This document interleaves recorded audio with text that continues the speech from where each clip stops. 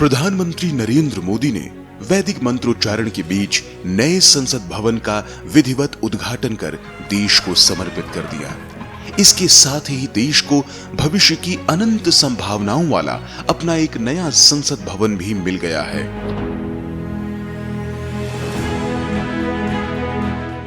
गुलामी के प्रतीक लगभग 100 साल पुराने संसद भवन को भी सेवानिवृत्त कर दिया जाएगा और आजादी के 75 वर्षों बाद स्वदेशी संसद भवन में सांस्कृतिक भारत के नवनिर्माण का नया अध्याय लिखा जाएगा।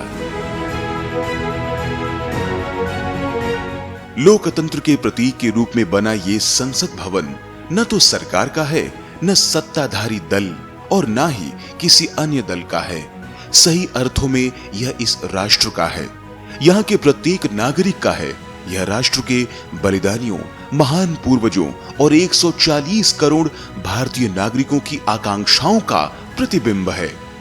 यह संसद भवन विरासत भी है, वास्तु भी है, कला भी है और कौशल भी।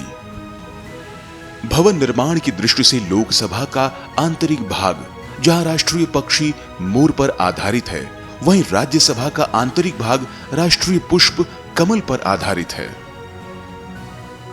संसद भवन परिसर में बरगद का पेड़ है, जो एक भारत श्रेष्ठ भारत की छवि को दर्शाता है। भवन का त्रिकोण आकार हिंदू धर्म के 3 देव अर्थात ब्रह्मा, विष्णु और महेश से संबंधित है। वास्तव में इसका वैदिक संस्कृति और तंत्र शास्त्र से भी गहरा संबंध है। प्रश्न उठता है कि नए संसद भवन को त्रिभुजाकार ही क्यों बनाया गया है। वस्तुतः नए संसद भवन के तिकोने आकार का संबंध वैदिक संस्कृति और तंत्र शास्त्र है।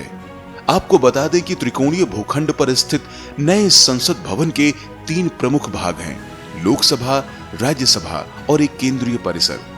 वहीं त्रिकोण आकार देश के विभिन्न धर्मों और संस्कृतियों में पवित्र ज्यामिति का भी प्रतीक है। इस तिकोने आकार में सनातन धार्मिक परंपरा का भी समायोजन है। सुख और समृद्धि का प्रतीक लक्ष्मी जी का श्री यंत्र भी त्रिभुजाकार है।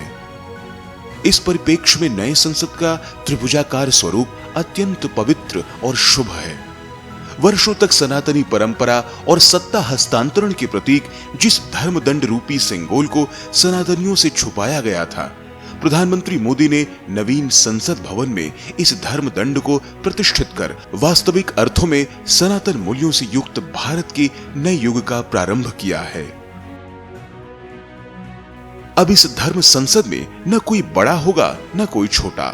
देश की वसुधैव कुटुंबकम की मूल भावना और लोकतांत्रिक परंपराओं का निर्वाह करते हुए नए संसद भवन के निर्माण में लगे श्रमजीवियों को प्रधानमंत्री मोदी ने सम्मानित किया, तो यह पूरे देश में सामूहिक विमर्श का विषय बन गया।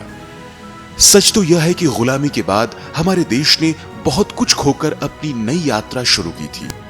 यह यात्रा कितने ही उतार चढ़ावों से होते हुए, कितनी ही चुनौतियों को पार करते हुए आज आजादी के अमृत काल में प्रवेश कर चुकी है।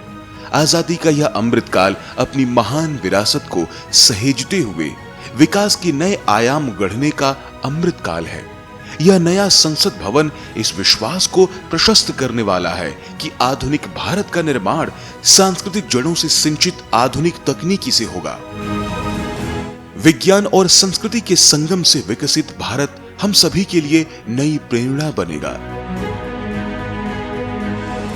यह संसद भवन प्रत्येक भारतीय के कर्तव्य भाव को जागृत करेगा, तो वहीं दिव्य और भव्य भवन जन जन के सशक्तिकरण के साथ ही राष्ट्र की समृद्धि और सामर्थ्य को नई गति और शक्ति प्रदान करेगा।